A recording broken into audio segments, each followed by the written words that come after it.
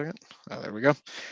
So we're expecting more people to start showing up. I'll be letting them in as we go. I wanted to say thank you to everyone who's attended here right now. This is our sort of monthly alumni in the industry event where we are getting presentations from previous students to understand sort of what their journey was like through the program and how it got them to where they are now. Today, we're very lucky to have Almar here with us. Almar is a 2015 graduate, so he's sort of an old guard, much like me. I was the 2014 class, who's going to be sort of talking and presenting sort of his journey and a little bit on his work today. So we're very excited to get his presentation. And I'll probably just give it up to you, Almar, and go ahead and introduce yourself. Thanks, Morgan. So as Morgan said, I graduated from IC in 2015, and one of the older guards, I say so. Rightly pointed out. So I'm very happy to meet you all and be able to speak to you about sort of my experience and sort of my post IAC career and sort of what led me into choosing IAC and then sort of how I fared on after that. So Morgan, how do you want to do it? Should I just start the presentation now, or? Yeah, I think that's a good idea. Just go ahead and start, and we'll have a moment for questions near the end of the presentation. Yeah. Okay, great. Yeah, so I had prepared a quick presentation just to sort of go over. Hold on, the lights also decided to go off. So had prepared a short presentation just to have something visual to show you as well. I mean, please don't hesitate to sort of stop me halfway through. If you have any questions, just jump in and ask away. I won't get offended. So to start it off, I've sort of structured the presentation in a way where I sort of briefly go over what I did before joining IEC or Iceland School of Energy. Very short sort of overview of my year and a half at Reykjavik University, and then I've focused most of the time and most of the presentation on sort of what I've been doing after graduating. Then I've left. I'm assuming a little bit of questions in the end, and maybe some discussions. So we'll see how we get along. So start off. I am Icelandic. Lived most of my life in Iceland. I did my undergraduate in the University of Iceland. I took a bachelor's in geology, where I sort of mainly focused on geothermal, the geothermal part of geology and a little bit of volcanology. Very conveniently, it was the time where Eyjafjallajökull was the period of Eyjafjallajökull. So I had very interesting summer jobs where I managed to go up to the glacier and collect ash deposits and help analyze those. So then once I graduated from geology, I sort of took a bit of a look at what I wanted to do, what type of work I wanted to get into, and found that the geology, going and studying a science course like geology was a bit too academic for me. Lacked a little bit of the practicality in terms of sort of connection with the business and with the energy sector, and I started developing a real interest in just energy as a whole. And from that interest, I then found IEC and decided to apply and go through that through the program. After just a very brief sort of overview of where where I've gone and what I've done. So before joining IEC, studied in Iceland at the University of Iceland. After graduating, I moved to London, where I lived right up until this summer when I moved back. After having, decision was very much influenced by having to spend 4 months locked inside a very small, poorly insulated London flat, and thinking back to the great flat that I already had in Iceland, and decided that would be a much better place. If I am going to be working remotely, I might as well just do it from the comfort of Iceland. So yeah, I am currently living in Iceland and have been since July. But I'm working for a UK-based consultancy firm that does economic consultancy in the energy sector. But I'll go a little bit deeper into that. So during my studies at ISE, I wanted to focus on things that I thought would be practical based on my previous experience. So I shifted towards geothermal energy. I took all the courses available at ESR, did an internship at Veitur, so looking at district heating in Hveragerði, and my master's thesis was on district heating or scaling within geothermal district heating systems.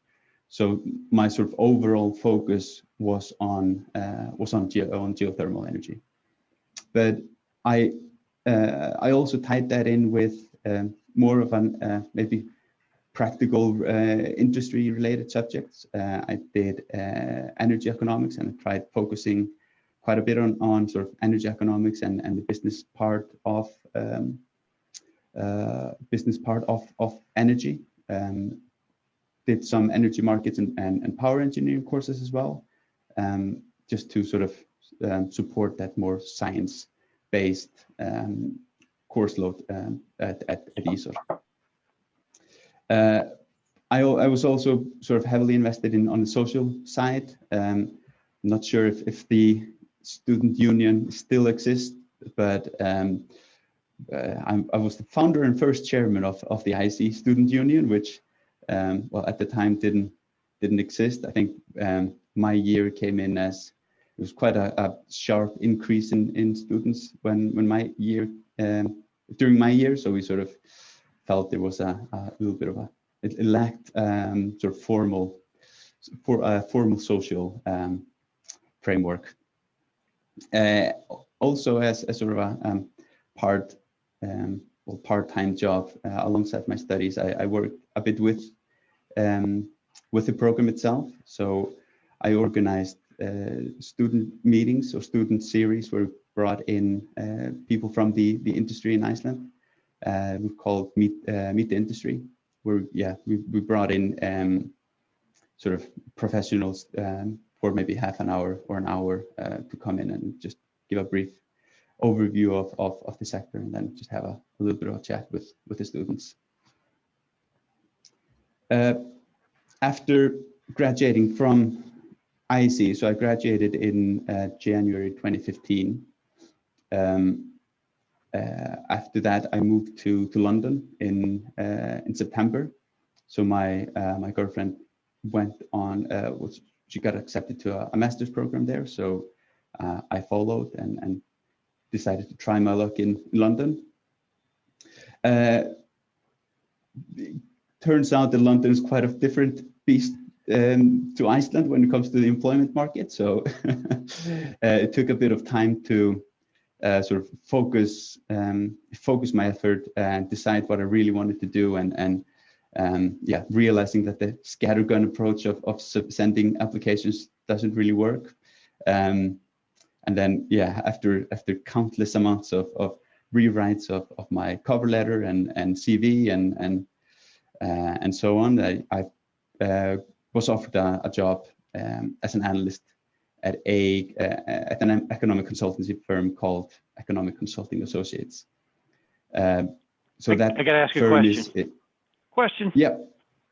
I have to ask how many is countless? Is it 20? Is it 40? And what do you think you did that got you it in your rewrites, re-editing, re-strategizing, or did you find another alternative approach to that particular company that made it a success?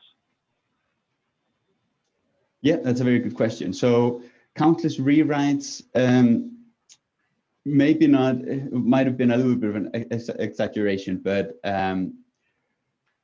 basically starting from scratch probably 5 or 6 times, and then completely rewrite the structure and sort of outline of both the CV and cover letter.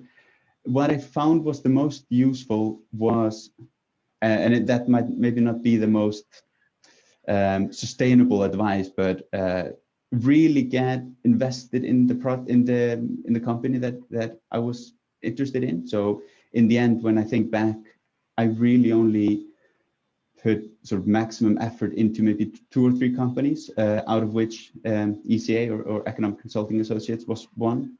And I think it just shows when you write the cover letter, when you write the CV, if everything is tailor-made to that particular job and that particular firm and sector, I think it really shows to sort of future employers that you really that you actually want to work there, and you don't just want a job, you want that particular job.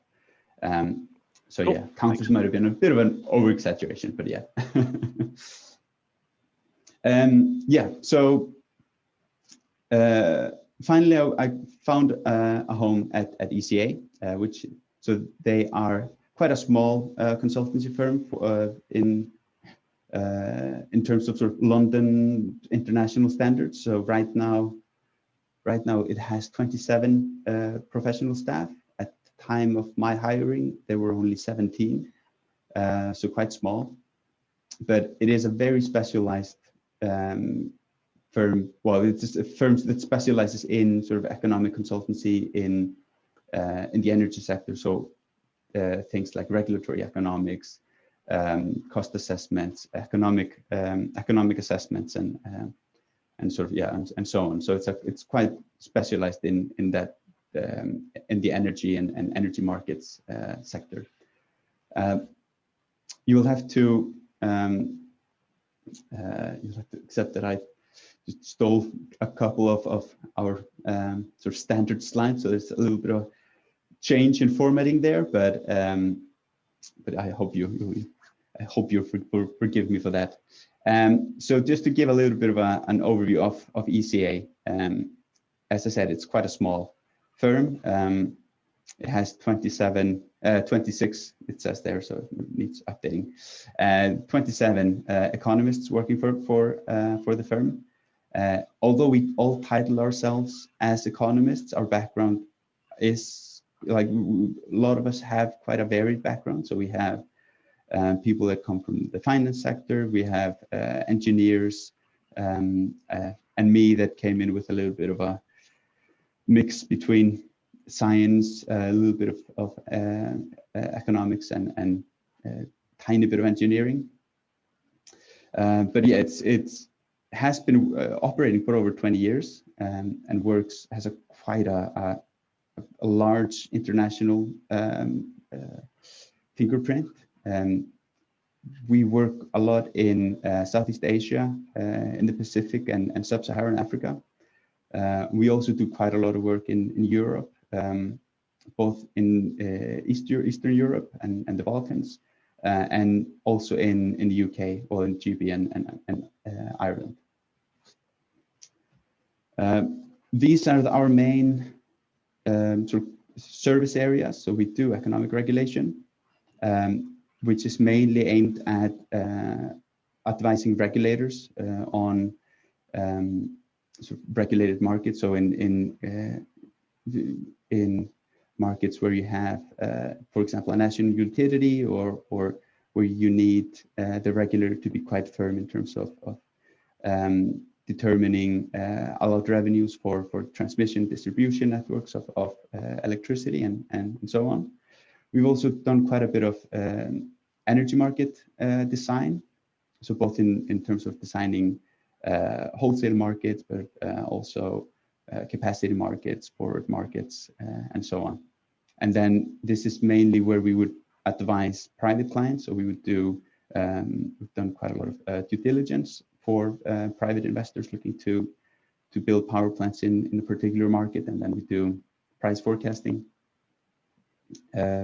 Decarbonization policy is a sector or a field where we feel is growing quite rapidly, and we've gotten quite a lot of projects lately in that field, mainly on, well, both on renewable energy, so both renewable energy support mechanisms and market integration. So assessing how much, for example, how much wind power integration is sustainable within the current energy mix, but also quite a bit on energy efficiency.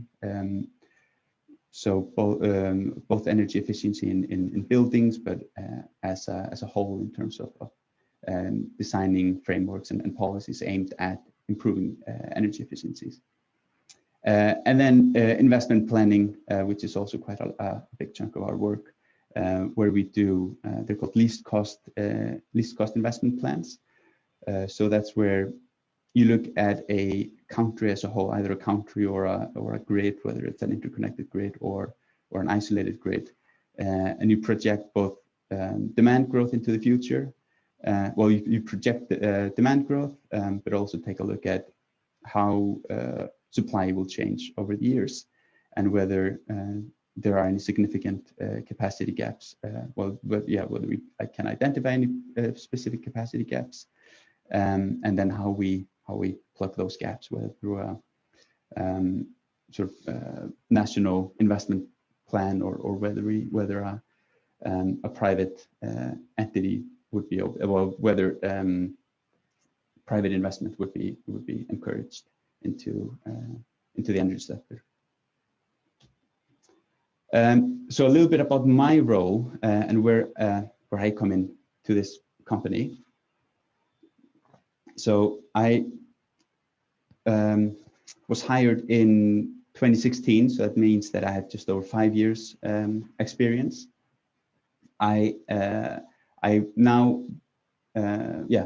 a senior consultant, which means that I've started to sort of lead projects, both larger projects and also specific topics. So we might have sort of work streams within larger projects, which I then lead and both take responsibility for a lot of the analysis, but also do project management related to that, and then the actual work related to the actual work that is required.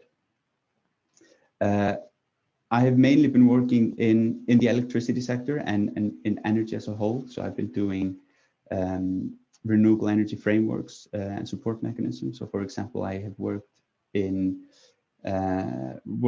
renewable energy feed-in tariffs, which if you're not familiar with feed-in tariffs, they are a specified price for a particular type of energy supply. So they could say the government or the regulator or whoever the contracting authority is, they might come out and define that or say that for every kilowatt hour of solar generated electricity, they're willing to pay X dollars or X dollar cents for kilowatt hour, and that price needs to be set high enough that it encourages private development, but also not high enough that really that it's not affordable, or it's not affordable to the people living in the country. Another aspect that I've also been quite active in is Offgrid and energy access projects. They are mainly in sub-Saharan Africa, and there's a lot of quite a bit of effort that's being placed in the Offgrid and energy access sector at the moment, and then energy regulation and sort of the overall regulatory framework of electricity and energy. And recently, I have been getting a bit more involved in sort of decarbonization projects. So both on carbon pricing and carbon markets, which I think are very important topics coming up soon, and hopefully will be, if politicians are able, if we're able to convince politicians that carbon pricing is the way to go, then it will be hopefully will be quite an important market in the future. Question, Almar? Yeah. Whether or not it's you or your neighbors across your cubicle or something, are you guys seeing like a huge uptick in like analysis of storage systems, batteries, especially like hydrogen infrastructure? Is that becoming a hot topic? Yes, to say the least, it's becoming a very big topic across, particularly in Europe. So hydrogen is one of the main alternative fuel sources that the EU has for its decarbonization, long-term decarbonization plans.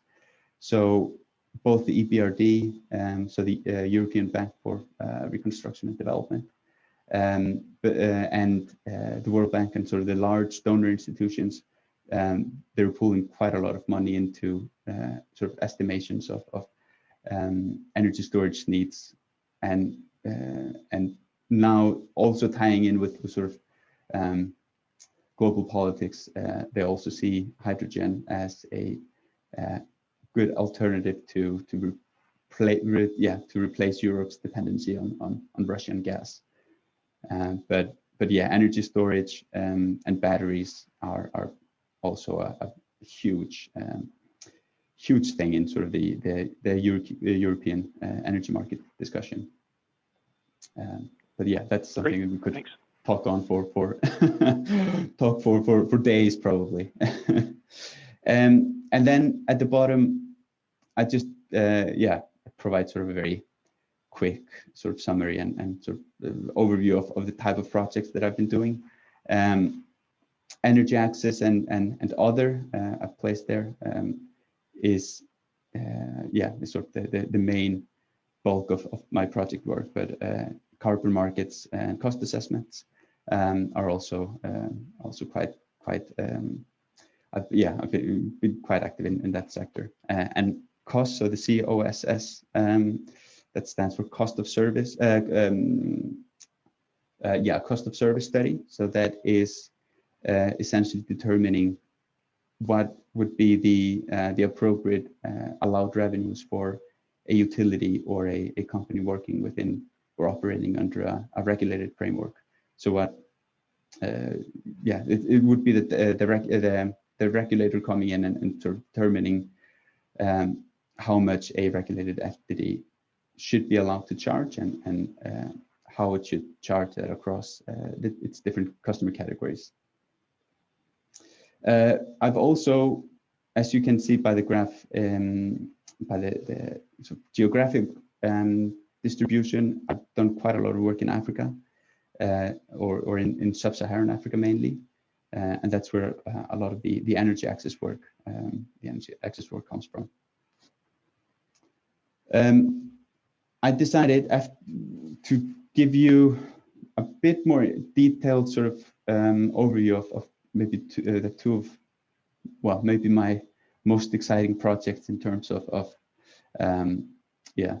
probably my most exciting projects. The other ones, it's not very exciting to go on and tell you about all the days that I spent on Google or Wikipedia or on some terrible regulator websites. So I've picked up, highlighting two projects that involve quite a lot of travel time, quite a good travel time, if I say so. So the first example that I want to sort of tell you about was a report that we did for the IFC, so the International Finance Corporation, which is it's part of the World Bank Group, but it is the sort of private sector arm of the World Bank Group. So the IFC are the ones that they fund private entities or private investors looking to go into developing countries. So they wanted a guide or a document that would sort of provide guidelines to private investors that are interested in renewable energy development in the Pacific. So the main focus was on four island states, on Fiji and Papua New Guinea, Solomon Islands, and Vanuatu. Those four were the focus mainly just because they are by far the largest ones in the Pacific, or at least in the South Pacific. So, I mean, understandably, the IFC wouldn't be investing or wouldn't be looking at investments in Hawaii, for example. So, yeah, they're sort of focused on the developing part of the Pacific. So the guide itself involved quite a comprehensive overview of both the regulatory framework in those four countries, but yeah, not only regulatory framework and legislative framework, but also on the current state of renewable energy potential. So what is the solar insolation in those countries? What's the wind power potential? And then went into more sort of practical issues and like how do you actually go about setting up a company in those countries? Is foreign investment actually allowed? How do you go about acquiring land? Because in many countries, well, in many of the Pacific countries, particularly in Solomon Islands and PNG, land acquisition is highly political and can be something that really delays any sort of project development. So that's information that would be really interesting to developers. So the project itself required me and a colleague to travel around the Pacific. So we had actually done quite a lot of work in PNG before this, so we didn't actually visit PNG for this particular project, but we were forced to spend a week in Fiji, a week in the Solomon Islands, and a week in Vanuatu, which was pretty nice. And yeah, so the work there involved quite a lot of sort of stakeholder interviews, going from office to office, speaking to people, collecting data, and a common issue that we come across in many developing countries is that data availability can be quite limited. And once we actually have the data, then the quality can be quite bad as well. So this is actually quite a common way for us to actually go in and collect data, to actually just go to the offices and speak to the people, and they might go to a drawer somewhere, blow some dust off a report and say, oh yeah, here's exactly the thing that you need. Just hasn't been published. You can't find it online. You can't find it everywhere. But like you just have to come to our office and get it. So it's quite a common part of our project work. Yeah. So after those very difficult 3 weeks in the Pacific, we got back home. Sort of analyzed the data that we had, and then wrote a report. I posted a link there to so it hasn't officially been published yet. Someone, I don't really know who, but someone leaked a draft version of the report, which I think the IFC wasn't particularly happy about.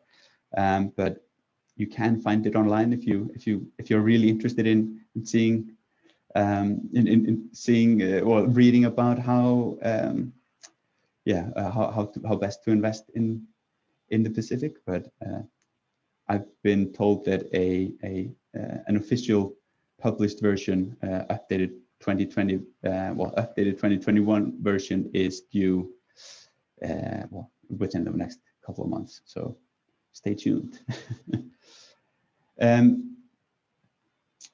Yeah, maybe some peculiarities with this particular project.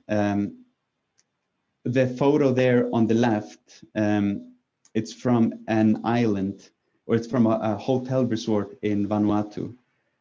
So it's one of the interesting things when you go out and go into these sort of countries that you wouldn't normally visit, and sometimes we win a project, and the first thing you need to do is go on Google Maps and see where that particular country is. But Vanuatu used to be a French colony until quite recently, and it still has some sort of leftovers of that time. So the largest electricity utility is owned by majority owned by EDF, so the large utility in France, so the state utility.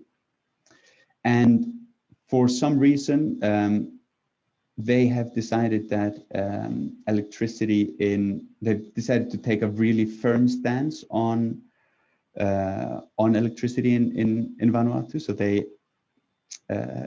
regulator, there have been several court cases between EDF, or the Vanuatu subsidiary, and the regulator, and the utility is quite fixed on not allowing companies to install rooftop solar or any type of self-generation, while it provides electricity mainly through large diesel generators. So the electricity on Vanuatu is quite one of the more expensive ones in the world. So this particular resort is an island that is, it's a reef that's literally 200 meters outside the capital, Port Vila. And they got fed up of those high electricity prices, so they decided to go completely off grid. So they, although they are within 100, 200 meters from the main grid, they decided to just cut off all ties, and they are currently powering themselves with I think they have 2 megawatts total installed capacity of solar, and then just batteries for load management, or for supply during times of no sun. So it's quite of a you see these sort of funny battles happening all over the world. And the other project that I wanted to tell you about was a project I did in Liberia. And for those that don't know where Liberia is, it's in the west coast of, or in West Africa. So it's, I think it is right next to Ghana, and it's on the west coast. So in 2018, the Swedish government, or the Swedish foreign aid institution, wanted to set up a program in Liberia where they would be funding electrification projects, and they didn't really know how the best way to approach the issue. So they contracted us. So in the end, the project was done by me and another colleague. So they hired us to create what they called a program document, or project document, which sort of outlined the direction that the Swedish embassy in Liberia would be taking with those funds, how they would be dispersing those funds, which towns to focus on, where there were any sort of regulatory or legislative hurdles that they could help improve at the same time, and then do sort of an overall assessment of the sort of the available options and the most efficient approach to achieving electrification. Quick question for you. Yeah. horrify us, I imagine. What is the prevailing cost of electricity and USD per megawatt hour out there now? In Liberia or just overall? Liberia. In Liberia, Liberia is actually a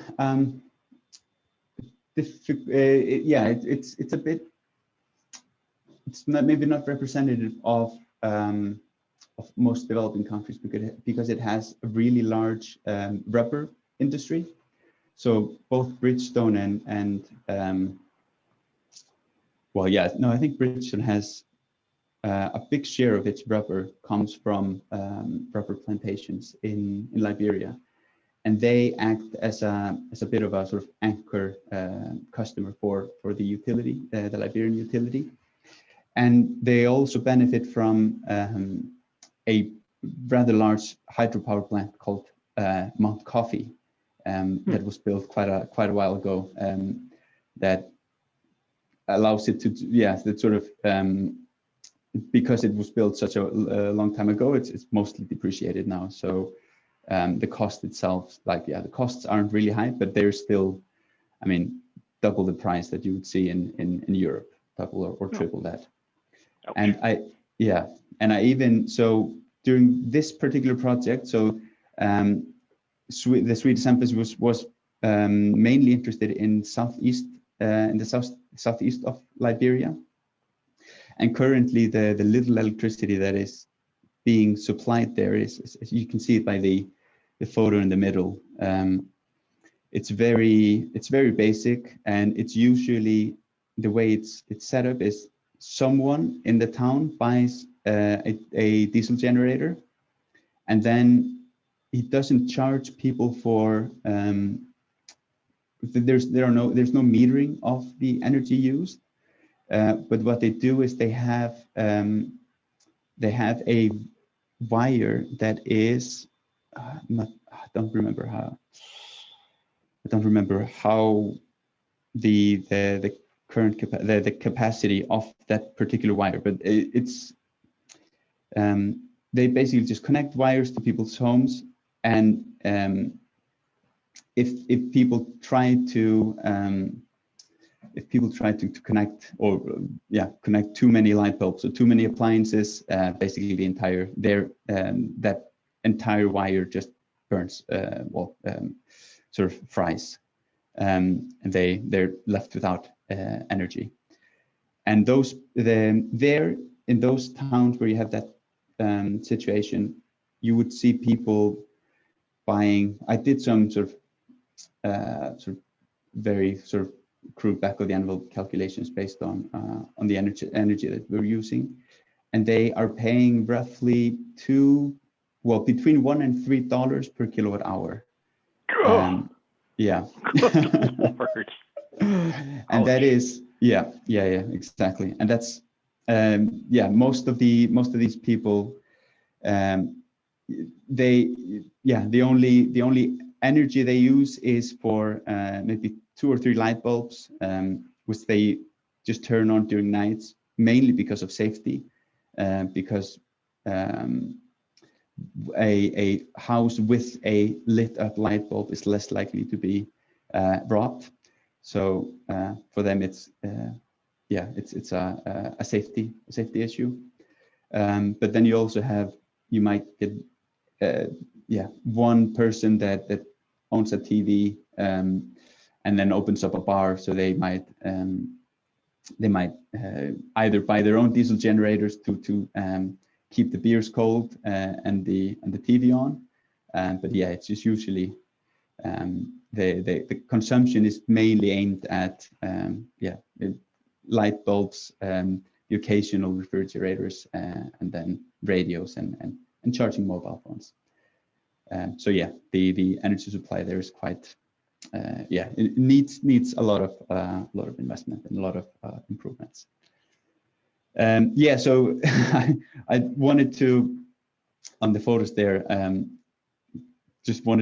wanted to highlight, I did a week, I think 5 or 6 day trip around Southeast Asia, where the photo on the left was the first day not really knowing what I was going into. I woke up in my hotel, put on my newly washed white shirt and head out, and then realizing that a white shirt in Southeast Liberia was not a good choice. And then the photo on the right was last day. I had given up on being a presentable consultant and just decided to go for full sweatpants and sort of sportswear, and that was a much more appropriate attire. So those were the kind of the two examples that I wanted to give you. I have this one slide, sort of my view of what if a career in consultancy or economic consultancy or energy consultancy is something that interests you. Just wrote down a couple of skills that I think I feel have been very helpful throughout my career, and what would help, I think, most people interested in this field. So I think number one is you actually have to be a curious person and willing and able to quickly learn sort of quite complicated topics. So they might be you might be thrown into a project where within a week or two you need to submit a report on a particular regulatory framework, or whether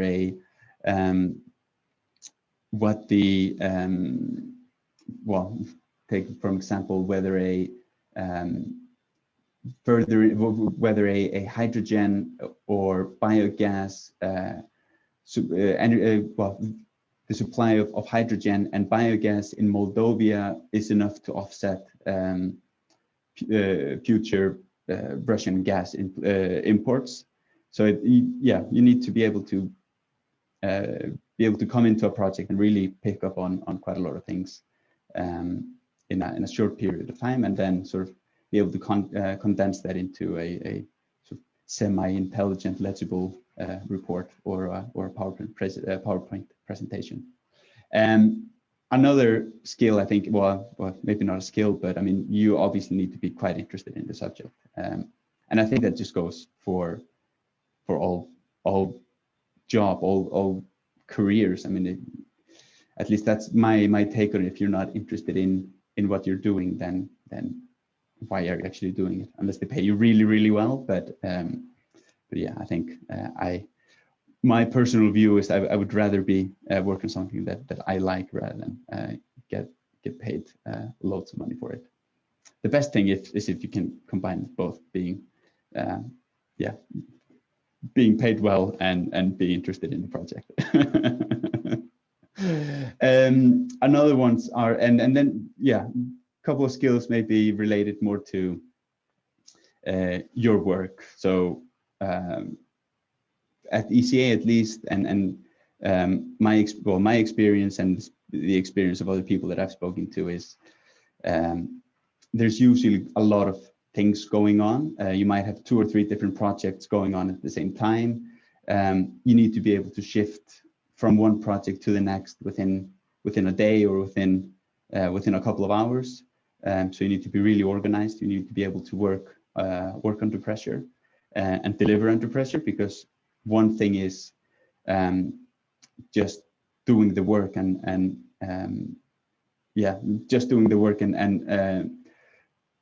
not really caring about the quality of the work. But when someone, whether that's a government, a regulator, or a private entity, if someone is paying you or paying the organization who work for good money to deliver a high quality report or detailed analysis of something, you need to be pretty sure of the stuff that you actually submit. You need to be sure, and you need to be able to back up the things that you do.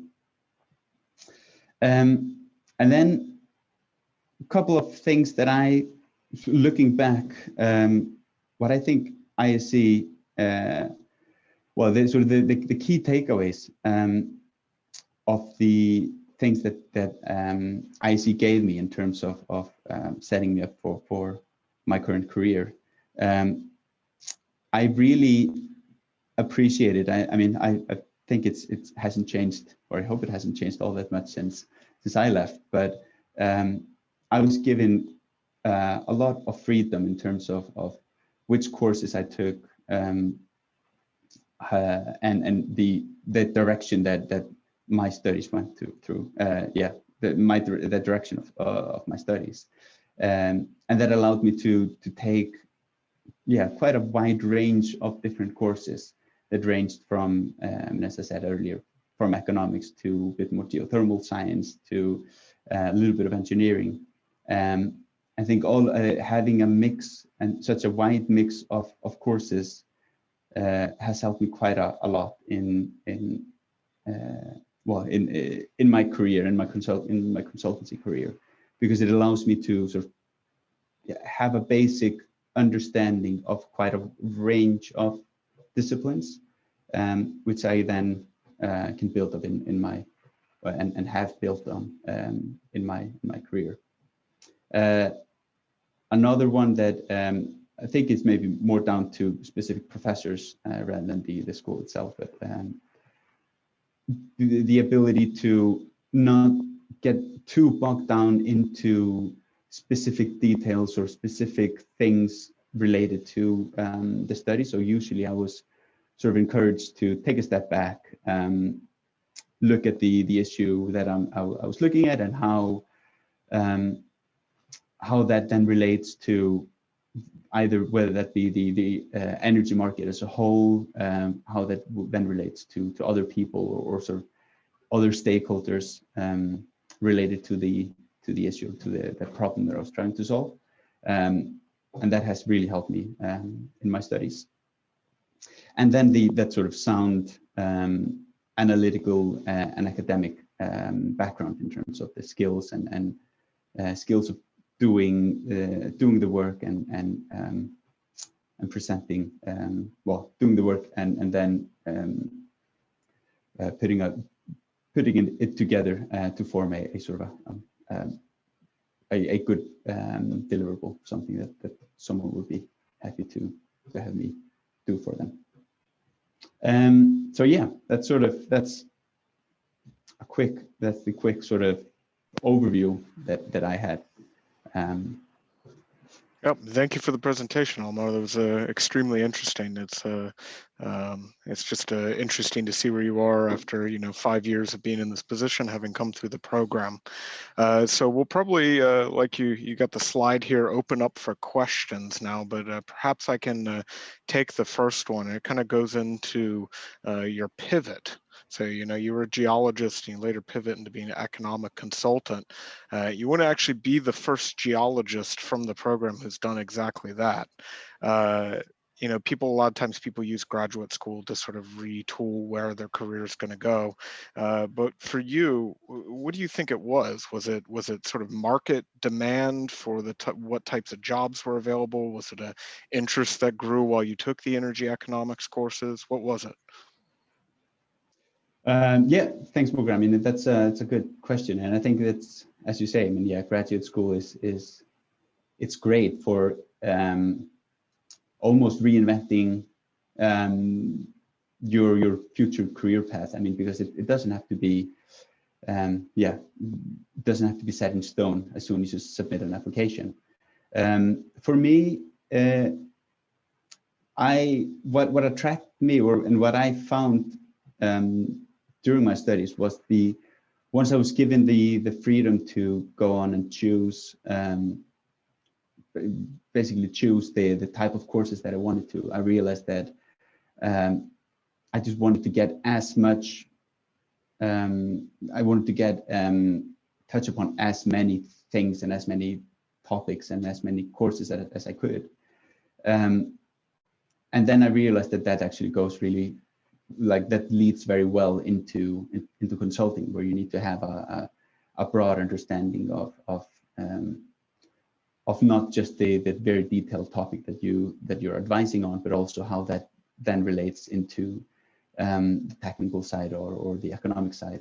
And the economic the interest in economics actually, yeah, I mean, it started in my energy economics course, but then after once reading more on the economics of it and realizing that at least what I found was the most interesting things were not necessarily the technical aspects of a power plant or of a renewable energy technology, but more how that then relates to there's a more global picture, how that affects both affects people, how different prices of the cost profiles of the different technologies feed into the total energy mix, and then sort of taking that sort of extra long step back and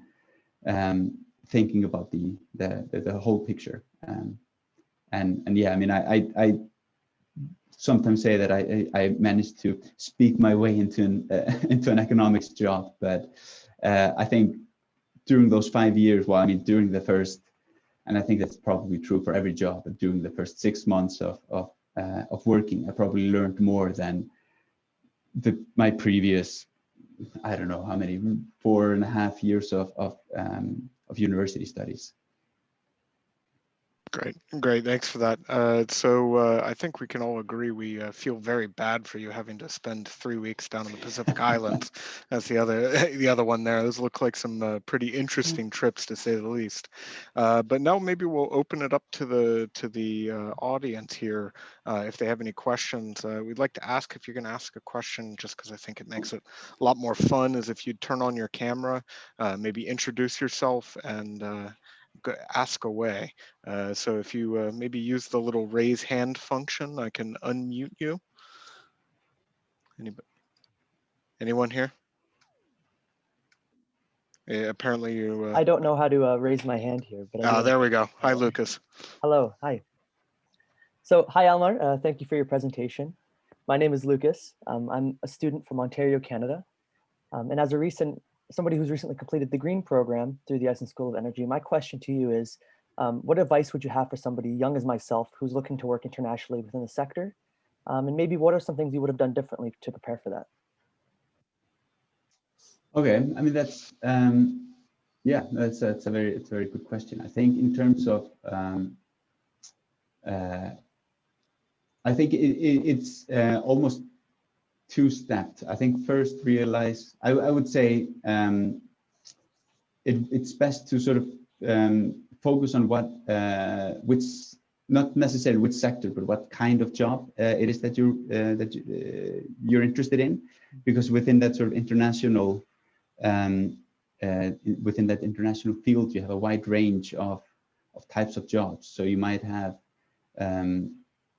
whether that is for a development agency directly, so for the World Bank or for the USAID or not, sorry, I don't know the Canadian equivalent, but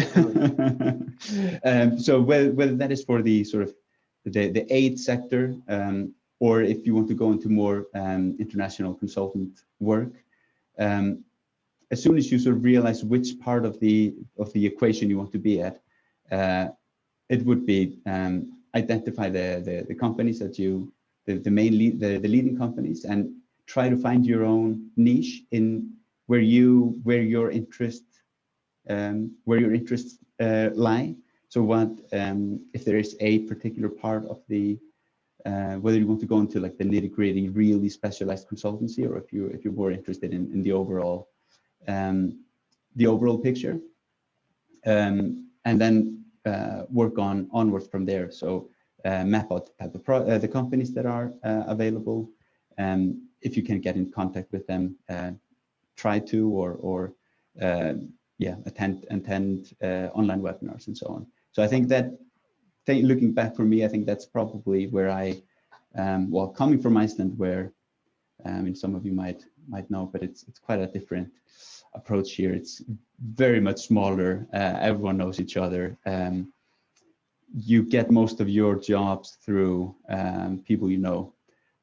So I did, yeah, I had realized obviously that like the same wouldn't apply in London, but never really appreciated the huge difference in scale that when you have 200 applicants for a job position in Iceland, quite a small minority are actually good for the application. But when you're in London, submit an application, and there are 200 other applicants, you're up against Oxford graduates, Cambridge graduates, the top students from an Indian engineering university or a Chinese university.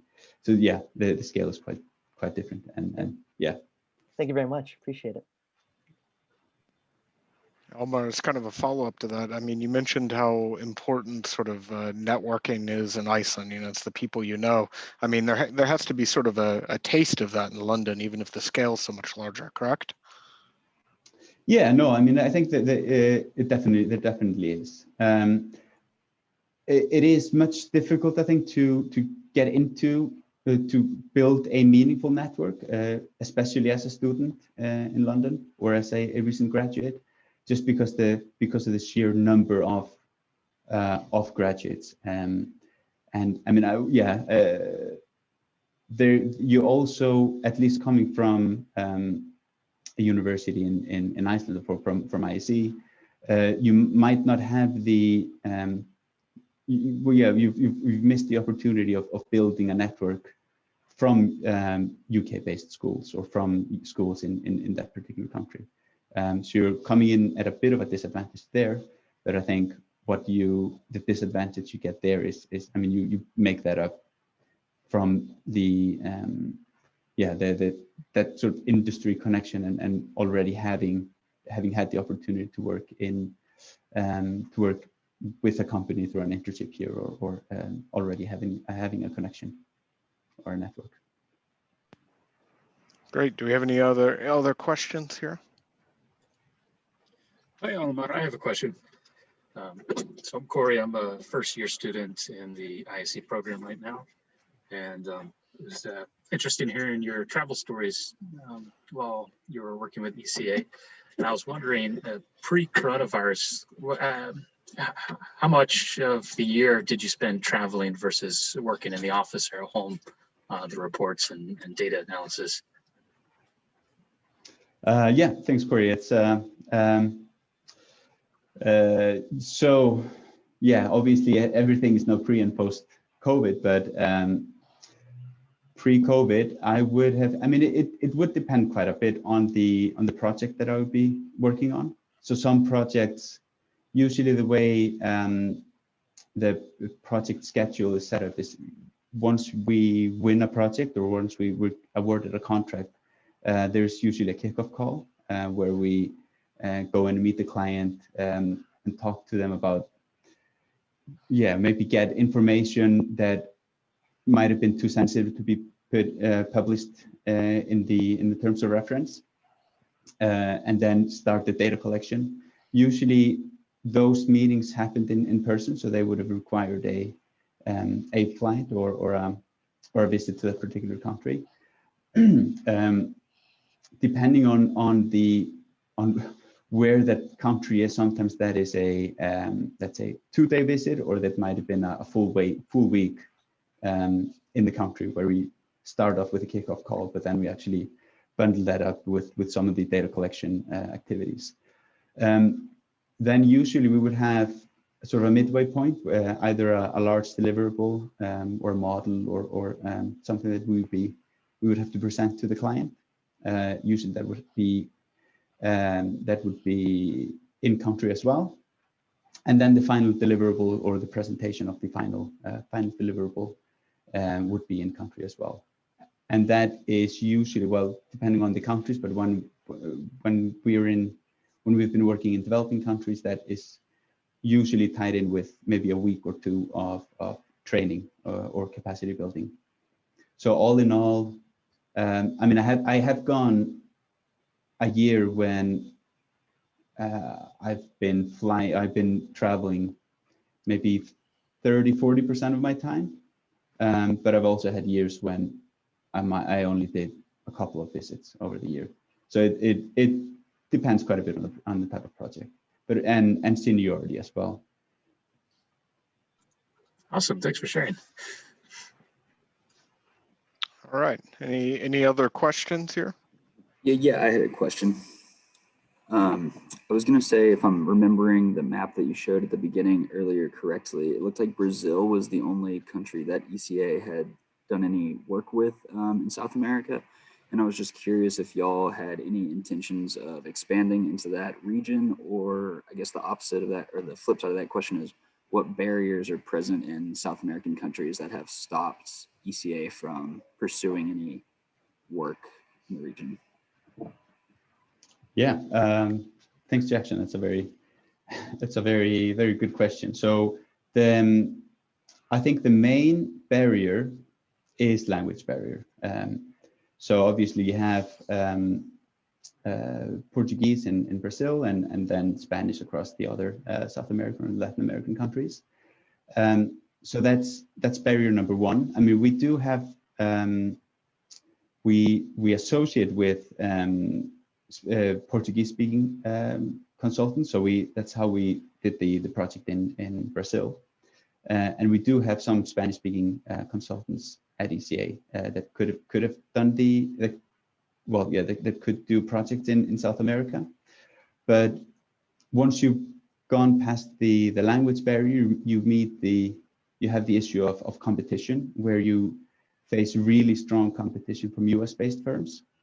And they seem to have a really good hold on that sort of consultancy market in Latin America. While